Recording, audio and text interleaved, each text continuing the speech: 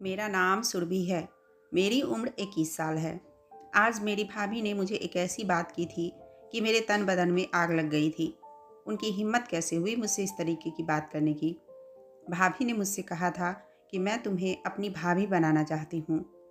भाभी ने मेरा हाथ थाम लिया और बहुत ही प्यार से कहने लगी कि मेरा भाई अनमोल तुम्हें बहुत चाहता है। वह तुम्हें बहुत खुश रखेगा। मेरे भाई में कोई कमी नहीं है। तुम उसके साथ बहुत खुश रहोगी। मेरा भाई तुम्हारे कदमों में ज़िंदगी की सारी खुशियाँ लाकर रख देगा।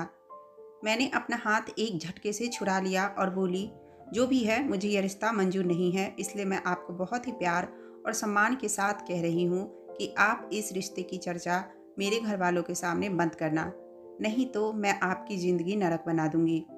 इतना कहकर मैं अपने कमरे में आ गई। मुझे गुस्सा तो बहुत आया था, मगर अपने भाई का सोचकर मैं भाभी को ज़्यादा बातें नहीं सुना पाई थी। मेरे भाई की शादी 1 साल पहले हुई थी। उन्होंने अपनी पसंद की शादी की थी। भाभी एक गरीब घर से थी।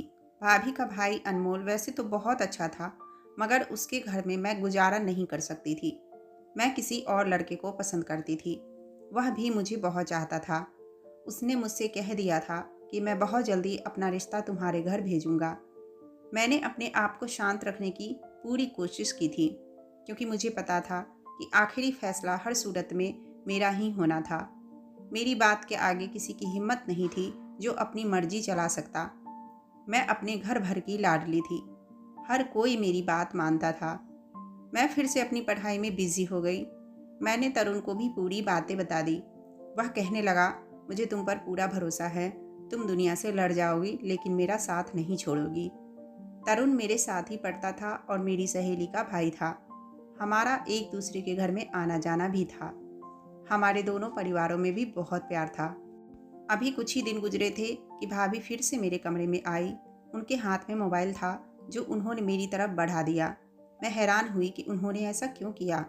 फिर ख्याल आया कि शायद भैया ने फ़ोन किया हो, उन्हें मुझसे कुछ ज़रूरी बात करनी होगी। मैंने फ़ोन ले लिया और जैसे ही हेलो किया तो उधर से अनमोल की आवाज़ आई। वह कहने लगा, सुरभि मेरी एक बात सुन लो, मैं तुमसे बहुत ही ज़रूरी बात करना चाहता हूँ। मैं हक्का बक्का रह गई। मुझे भाभी से इस तरह की कोई उम्मीद नहीं थी। मैंने भाभी का मोबाइल नीचे फेंक दिया और ज़ोर से चिल्लाकर बोली, भाभी आपकी हिम्मत कैसे हुई है सब करने की। मैंने जब आपको एक बार मना कर दिया तो फिर आपको समझ क्यों नहीं आती। अगर अब आपने ऐसी कोई हरकत की तो मुझसे बुरा कोई नहीं होगा। भाभी शर्मिंदा हो गई। वह कहने लगी, मुझे माफ़ कर दो सुरभि। दरअसल अनमोल ने कहा था कि मैं तुमसे बस एक बार बात करना चाहता हूँ, तुम्हें अपनी मोहब्बत का विश्वास दिलाना चाहता हूँ। मैं गुस्सा होकर बोली, भाड़ में गई ऐसी मोहब्बत और आपका भाई। इतनी देर में मेरे कमरे का दरवाज़ा खुला। भैया कमरे में दाखिल हुए। उन्होंने शर्मिंदा खड़ी भाभी को देखा और फिर समझे कि मैं बिना किसी कारण भाभी पर गुस्सा कर रही हूँ। भैया कहने लगे, सुरभि अब तुम छोटी बच्ची नहीं हो। तुम्हें इतना तो पता होना चाहिए कि किससे कैसे बात करनी चाहिए। मुझे तुमसे इस तरह की हरकत की उम्मीद नहीं है। अपनी भाभी से माफ़ी मांगो। मैंने नामे सिर हिला दिया और अपने कमरे से चली गई। हॉल में ही मम्मी खड़ी थी। मैं उनके गले लगकर रोने लगी। मैं बोली, मम्मी देखो भैया ने भाभी की खातिर मुझे बहुत डांटा है और कह रहे हैं कि अपनी भाभी से माफ़ी मांगो। इतनी देर में भैया और भाभी कमरे से बाहर आ गए। माँ ने भाभी को गुस्से से देखा और कहने लगी, बहू अभी सुरभि के सर पर उसके माँ बाप का हाथ मौजूद है। तुम अपने पति को सिपाही बनाकर मेरी बेटी के खिलाफ नहीं भड़का सकती।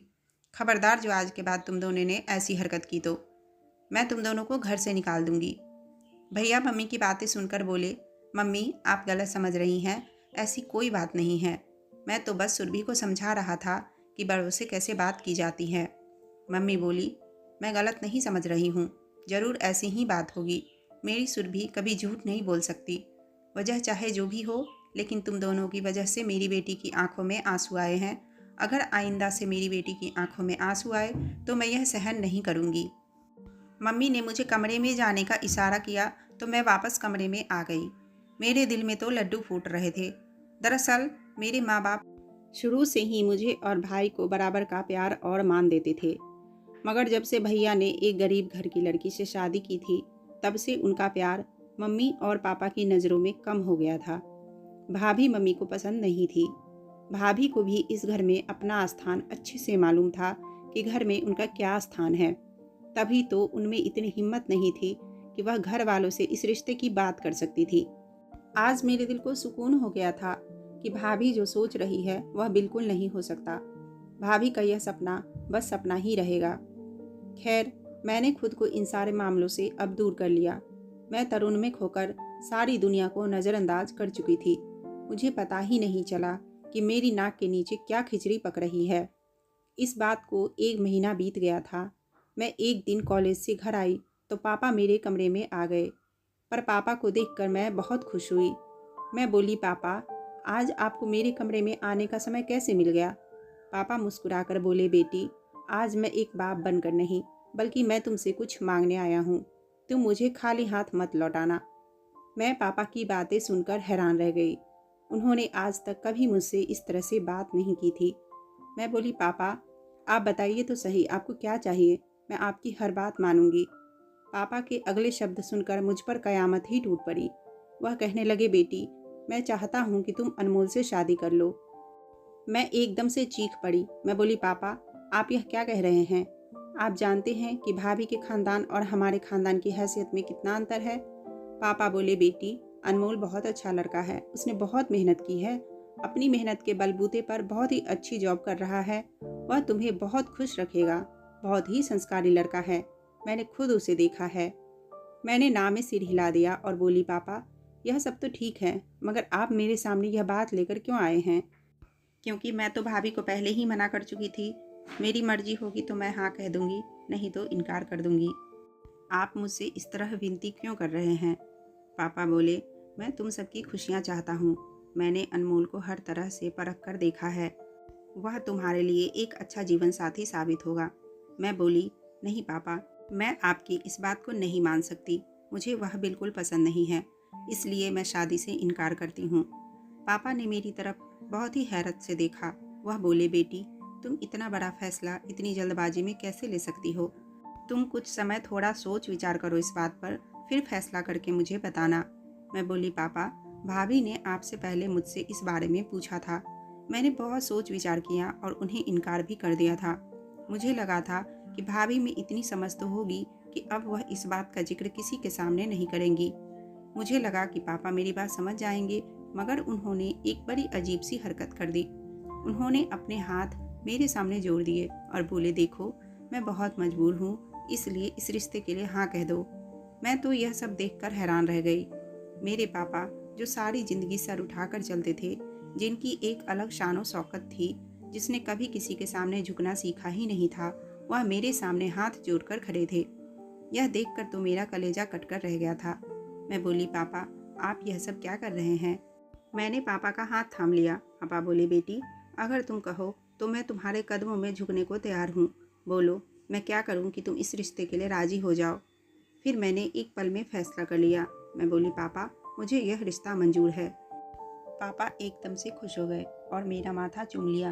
वह बहुत ज़्यादा खुश नज़र आ रहे थे और उन्होंने मुझे ढेरों आशीर्वाद दिए और फिर उठकर चले गए, जबकि मैं तो पत्थर की बन गई थी। मुझे कुछ समझ नहीं आ रहा था कि अभी जो कुछ देर पहले हुआ वह सच था या कोई सपना। मैं इसी हालत में बैठी की बैठी रह गई। सारी ज़िंदगी मेरे घर वालों ने हर चीज़ में मेरे फैसले को अहमियत दी थी। फिर यह कैसे मुमकिन था कि मेरी ज़िंदगी का इतना बड़ा फैसला था और इसमें मेरे फैसले की कोई अहमियत नहीं दी गई थी। ना जाने माँ बाप ऐसा व्यवहार क्यों करते हैं। पूरी ज़िंदगी बच्चों की हर खुशी, हर इच्छा का मान रखते हैं, बच्चों को कोई दुख तकलीफ नहीं आने देते, मगर जब उनकी ज़िंदगी का फैसला होता है तो फिर ज़बरदस्ती अपना फैसला थोप देते हैं। मुझे अपने पापा से इस बात की बिल्कुल भी उम्मीद नहीं थी। मेरी आंखों से आंसू बहते चले जा रहे थे। ऐसा लग रहा था कि कोई बंदूक की नोक पर मुझसे मेरी खुशियाँ छीन कर ले गया है। मैंने अपने दिल का बोझ हल्का करने के लिए तरुण को कॉल किया। मैं उसकी आवाज़ सुनकर रोने लगी तो वो बहुत परेशान हो गया। बोला, क्या बात है सुरभि, तुम इतना क्यों रो रही हो? सब ठीक तो है ना? मैंने उसको सारी बातें बता दी। उसे भी गुस्सा आ गया। वह कहने लगा, यह क्या बकवास है? तुमने हमारी मोहब्बत को एक पल में कैसे ख़त्म कर दिया? तुम नहीं जानती कि तुम्हारा बाप तुम्हें इमोशनल ब्लैकमेल कर रहा है? मैं तुम्हें एक बात साफ साफ बता रहा हूँ, मैं पूरी दुनिया को आग लगा दूंगा, मगर तुम्हें किसी सूरत में किसी और का नहीं होने दे सकता। तरुण बहुत तेज तेज चिल्ला रहा था। मैं बोली, तुम बेफिक्र रहो, मैं भाभी का यह ड्रामा चलने नहीं दूंगी। मैं उनको अपनी खुशियाँ छीनने की अनुमति नहीं दे सकती। खुद तो उसने पैसे की लालच में मेरे भाई को फंसाकर शादी कर ली और मेरे घर पर बैठी ऐश कर रही है, मगर अब तक उसका जुनून ठंडा नहीं हुआ।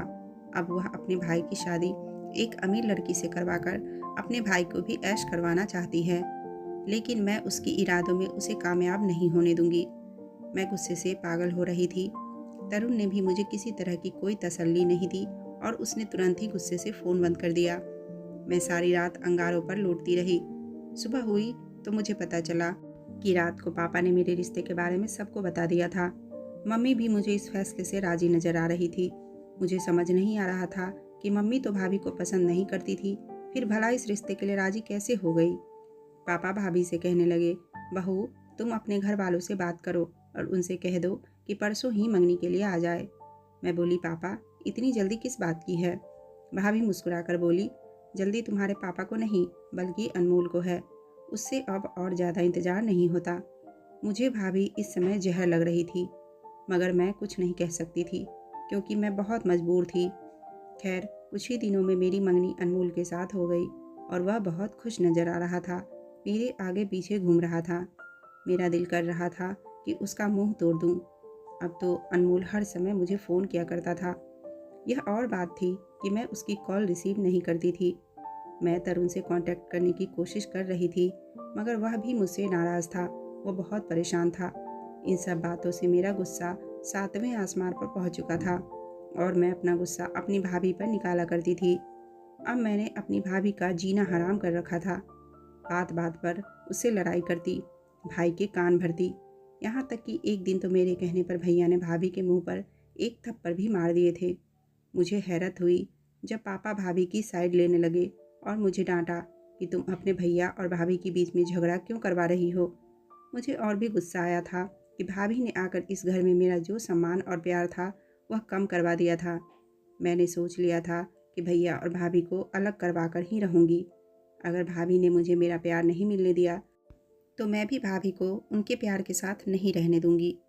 मैं आए दिन भैया के कान में ऐसी बात डालती कि भैया के मन में भाभी के लिए प्यार कम होने लगा। आज अनमोल की कॉल आई तो मैंने रिसीव कर ली। मैं बहुत गुस्से में थी और उसको खरी खोटी सुना देना चाहती थी। वह भी बहुत गुस्से में लग रहा था। कहने लगा, क्या बात है सुरभि, तुम मेरा फ़ोन क्यों नहीं उठाती हो? तुम मुझसे मंगनी नहीं करना चाहती थी, यह मुझे पता है। तुम्हारा रवैया मेरी बहन के साथ अच्छा नहीं है। तुम उसके साथ बहुत बुरा व्यवहार करती हो।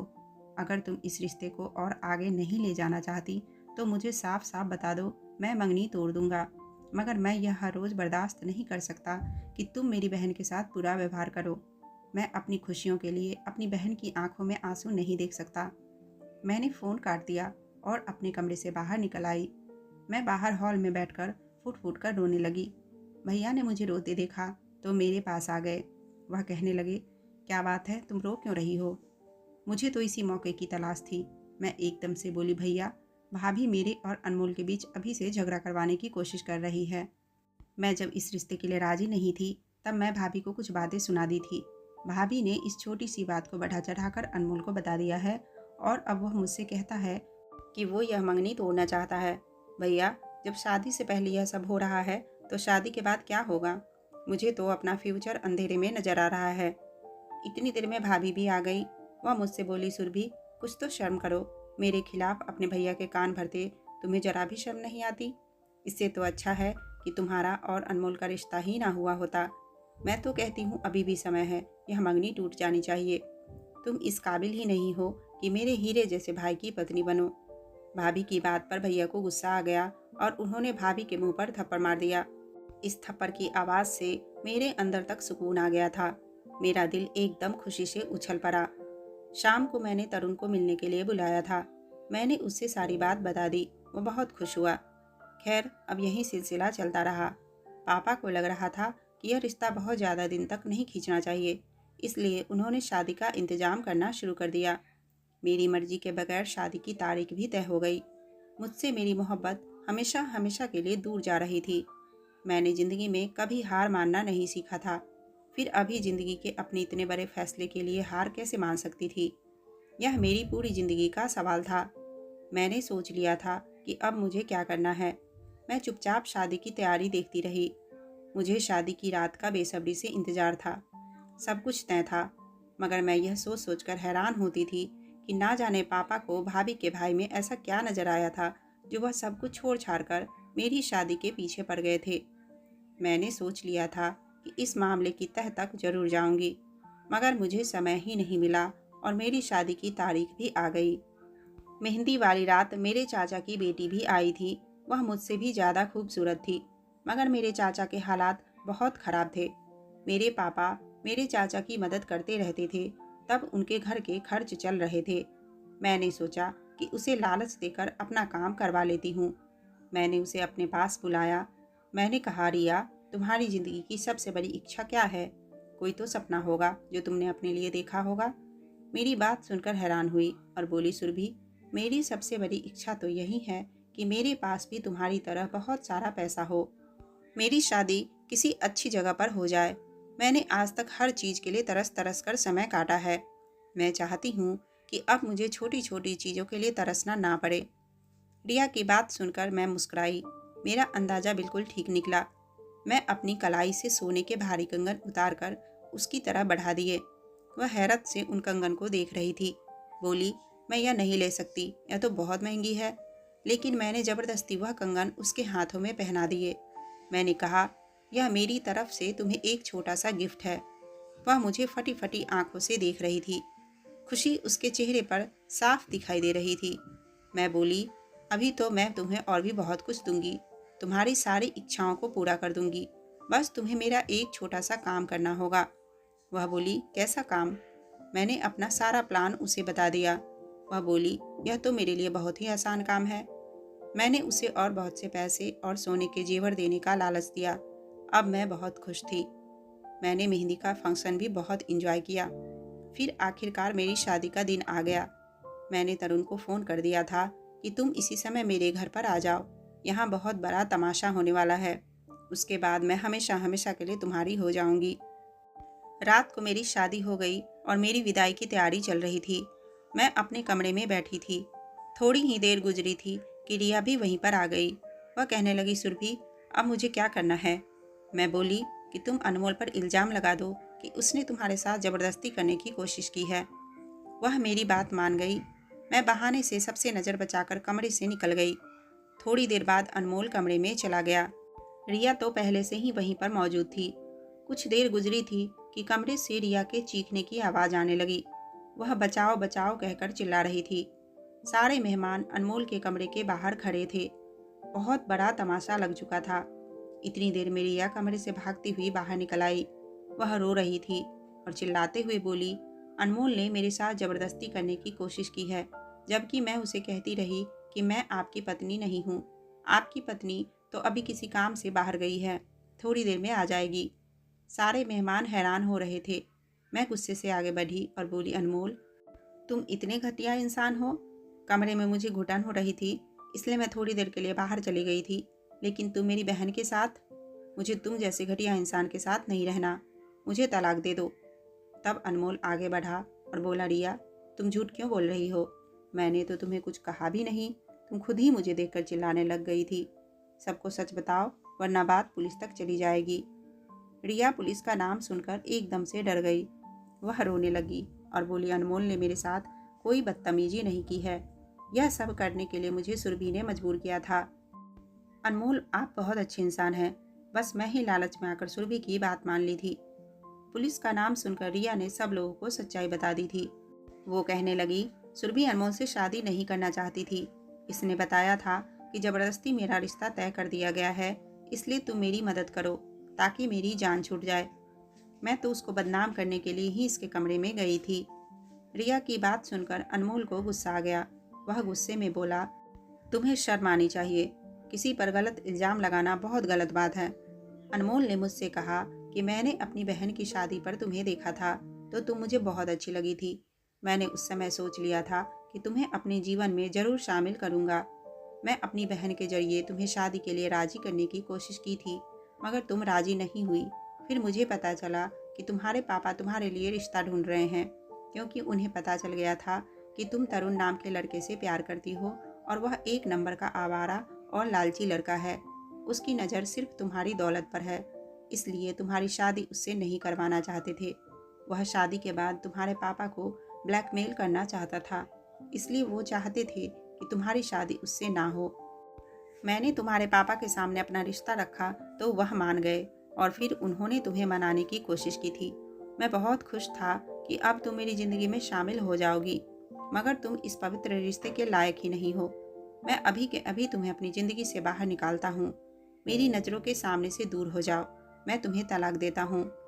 यह कहकर वो वहाँ से चला गया। मैं बहुत खुश थी कि चलो अब यह झंझट खत्म हुआ, कुछ दिनों में इससे मेरी तलाक हो जाएगी। मैं खुशी के मारे फूली नहीं समा रही थी। तब तक तरुण भी वहाँ आ चुका था।